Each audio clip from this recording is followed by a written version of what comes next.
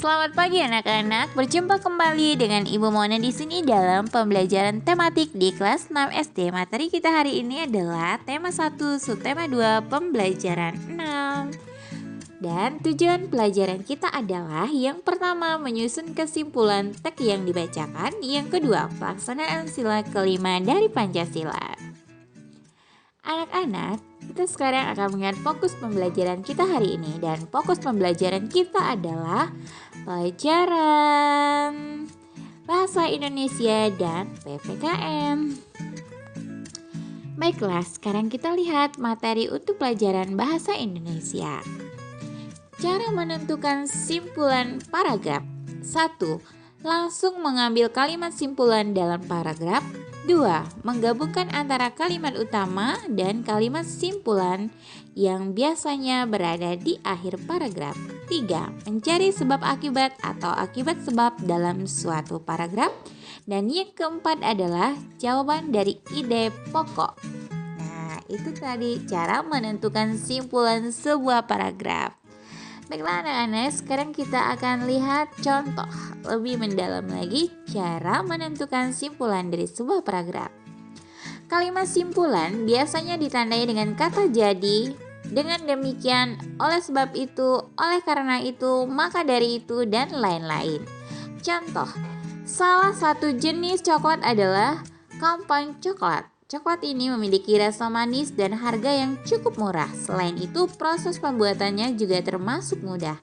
Jadi, tak heran kalau kampung coklat termasuk coklat yang sering dan banyak dikonsumsi. Perhatikan kalimat yang terakhir paragraf di atas. Kalimat tersebut diawali dengan kata jadi yang merupakan kata kunci dalam menentukan simpulan paragraf.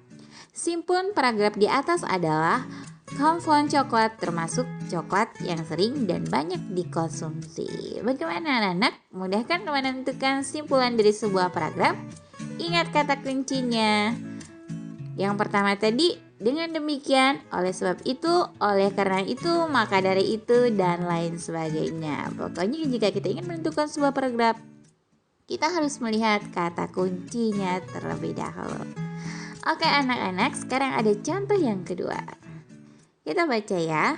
Hiu gergaji. Hiu gergaji hidup di Danau Sentani. Dikenal dengan nama Fari atau hiu Sentani karena memang hidup di Danau Sentani, Papua. Hiu gergaji menggunakan giginya yang berjumlah 14 hingga 22 gigi gergaji. Ia menggunakan giginya ini untuk mencari makan dan mempertahankan diri. Tubuhnya berwarna keabu-abuan dan ramping. Ia dapat berenang dengan cepat. Nah anak-anak, bagaimana? Apa kalian sudah bisa kira-kira menyimpulkan kesimpulan atau mengambil kesimpulan dari paragraf ini? Oke, ini untuk bahan latihan kalian ya. Silakan kalian buat sebuah kesimpulan dari paragraf tadi. Dan silakan tulis di buku latihannya. Nanti akan ibu-ibukan kapan kita kumpulkan, oke? Nah, sekarang kita masuk ke pelajaran PPKN. Berikut ini beberapa contoh pengamalan dari sila kelima dari Pancasila yang dapat kita lakukan dalam kehidupan sehari-hari.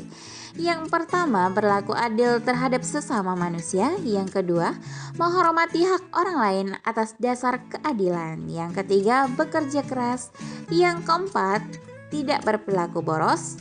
Yang kelima, tidak bergaya hidup mewah. Dan yang keenam, suka berhemat. Oke anak-anak, bagaimana? Apa kalian sudah paham? Itu tadi merupakan nilai-nilai atau contoh-contoh pengamalan sila kelima dalam Pancasila dalam kehidupan kita sehari-hari. Sekarang mari kita perhatikan gambar di samping. Gambar di samping itu ada gambar padi dan kapas. Itu merupakan lambang dari sila kelima dari Pancasila. Kemudian ada anak-anak yang sedang bergotong royong menyelesaikan tugas piket di sekolah. Kemudian berikutnya ada gambar warga sedang bermusyawarah. Kemudian gambar yang terakhir itu adalah masyarakat atau anggota masyarakat sedang melaksanakan ibadah di tempat ibadahnya masing-masing. Nah, dari ketiga contoh di atas, Semua kegiatan yang mereka lakukan itu termasuk keadilan dalam kehidupan bermasyarakat. Artinya apa? Dalam beribadah, semua agama diberi hak untuk beribadah sesuai agama dan kepercayaan. Ini sudah dijamin di dalam Undang-Undang Pasal 29 ayat 2. Kemudian, bermusyawarah untuk mufakat. Keadilan tercermin dalam kegiatan musyawarah adalah kesempatan bagi setiap anggota untuk menyampaikan pendapatnya. Kemudian, piket kelas. Piket kelas ini keadilan terlihat ketika seluruh anggota piket melaksanakan tugasnya dengan penuh tanggung jawab. Nah, tanggung jawab seluruh anggota piket inilah yang termasuk keadilan. Tidak ada yang bersantai sementara yang lainnya bekerja, tapi semuanya bekerja sama. Nah, dari nilai-nilai yang kita dapat dari gambar-gambar di atas itu, itulah yang termasuk keadilan dalam kehidupan kita sehari-hari. Nah, anak-anak, apa kalian tahu misalnya keadilan di dalam rumah, di dalam keluarga misalnya ya? Salah satu contohnya adalah setiap anggota keluarga itu melaksanakan tugas sesuai dengan kemampuannya. Misalnya kamu masih menjadi anak-anak. Nah, tugas apa yang mampu kamu lakukan? Misalnya membantu orang tua mencuci piring atau menyapu. Nah, orang tua mencari nafkah, ayah dan ibu mengurus rumah tangga. Oke anak-anak, sekarang kita akan lihat pengertian sila kelima.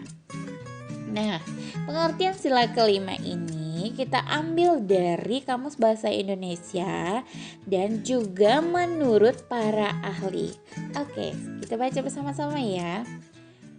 Pengertian keadilan dalam sila kelima Pancasila. Menurut Kamus Besar Bahasa Indonesia, kata adil berarti tidak berat sebelah atau tidak memihak atau tidak sewenang-wenang, sehingga keadilan mengandung pengertian sebagai suatu hal yang tidak berat sebelah atau tidak memihak atau tidak sewenang-wenang.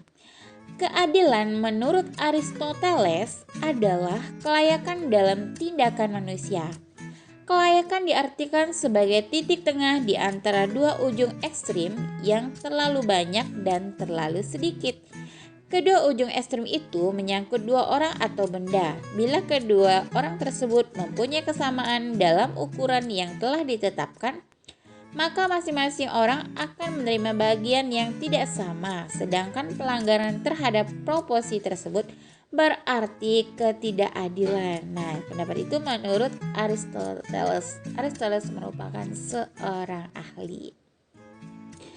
Kemudian, keadilan menurut Plato diproyeksikan pada diri manusia sehingga yang dikatakan adalah orang yang mengendalikan diri dan perasaannya dikendalikan oleh akal. Nah, ini keadilan tadi menurut Plato. Oke anak-anak, sekarang kita lihat gambar berikut ini ya. Ini adalah gambar burung Garuda. Nah, burung Garuda merupakan lambang dari negara Indonesia. Di dalam burung Garuda itu ada 5 sila. Kalian masih ingat kan? Nah, sekarang lihat gambar di samping. Oke, gambar di samping ini ada 3 ya. Yang pertama gambar dari para Tentara Nasional Indonesia yang sedang makan bersama dengan rakyat. Mereka berbaur dengan masyarakat tanpa memandang status sosial, ekonomi, jabatan, tapi berbaur bersatu menjadi satu. Nah, ini merupakan keadilan dalam kehidupan bermasyarakat. Artinya tidak memandang status sosial, tapi menghormati hak asasi setiap manusia sama saja. Berdiri sama tinggi, duduk sama rendah, tidak memandang harta kekayaan maupun jabatan. Gambar yang kedua sekarang anak-anak, coba lihat, kita lihat ya. Nah, kita lihat di sini orang-orang sedang bergandengan tangan. Ada tentara, ada polisi, ada masyarakat biasa, kemudian ada yang lumpuh. Semuanya bahu membahu, bersatu, bekerja sama, saling tolong menolong. Nah, mereka hidup rukun bersama. Pemegang erat tangan itu merupakan simbol bahwa kehidupan bermasyarakat itu harus bersatu, harus tolong-menolong, harus bekerja sama, dan menyelesaikan semua masalah bersama sehingga kita bisa hidup bersatu dengan rukun dan damai. Oke, sekarang gambar yang ketiga kita lihat. Anggota masyarakat sedang melaksanakan kerja bakti bersama membetulkan jalan yang rusak. Nah, jalan merupakan fasilitas umum yang digunakan oleh semua masyarakat. Nah, jika ada yang rusak, selayaknya seluruh anggota masyarakat bergotong royong mengerjakannya. Nah, di situ akan tercipta rasa kebersamaan, rasa sepenanggungan, rasa sosial, dan rasa kekeluargaan. Dan juga tercipta keadilan. Keadilan di sini apa? Jalan digunakan bersama. Kita betulkan bersama. Siapa yang bekerja, semua harus bekerja karena menggunakan jalan. Nah, ketika kita saling bekerja sama, maka disitulah tercipta rasa keadilan. Nah, anak-anak bagaimana? Apa kalian sudah bisa mengerti? Oke, semoga kalian bisa memahami apa yang telah Ibu sampaikan ya anak-anak. Silakan ulangi materi tadi jika kalian belum memahami. Terima kasih anak-anak sudah memperhatikan penjelasan Ibu hari ini. Pembelajaran kita hari ini cukup sampai di sini. Dan ingat pesan Ibu, selalu jaga kesehatan, jaga COVID-19 dengan cara rajin mencuci tangan, selalu menggunakan masker kemanapun pergi, dan selalu menjaga jarak. Dan jangan lupa berdoa, mintalah perlindungan kepada Tuhan Yang Maha Esa. Jaga diri sendiri, jaga keluarga, dan jaga masyarakat. Dan tetap semangat. Oke anak-anak, selamat pagi.